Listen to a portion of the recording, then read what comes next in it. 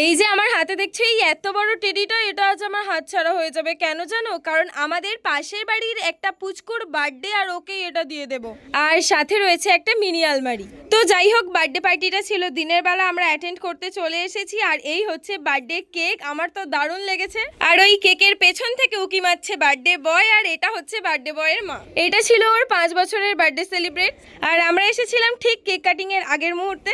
আর যেই শুরু হলো কেক কাটিং, চারিদিকে অতিরিক্ত পরিমাণে স্নোফল হতে শুরু করলো। দেখে যেন মনে হচ্ছে আমরা পাহাড়ে চলে এসেছি আর প্রচন্ড পরিমাণে স্নোফল হচ্ছে।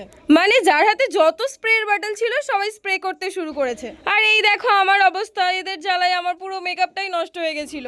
যাই হোক, বাইরে বেরিয়ে একটু মা কাকিমাদের সঙ্গে ফটো তুললাম, ভিডিও করলাম। লস্যি আর আইসক্রিমের স্টল বসেছিল, বাট ওটাকে স্কিপ করে আমরা চলে গেলাম মেন খাবারের দিকে। আর ওখানে গিয়ে দেখলাম আমার এই পিসি, মানে এটা হচ্ছে তুলির মা, এই বাড়তি খাবারগুলো নিয়ে যাচ্ছে কুকুরদের খাওয়াবে বলে। পিসিকে জিজ্ঞাসা করায় পিসি বলল আমরা সবাই মজা করে খাচ্ছি, আর কুকুরগুলো কি না খেয়ে থাকবে বল।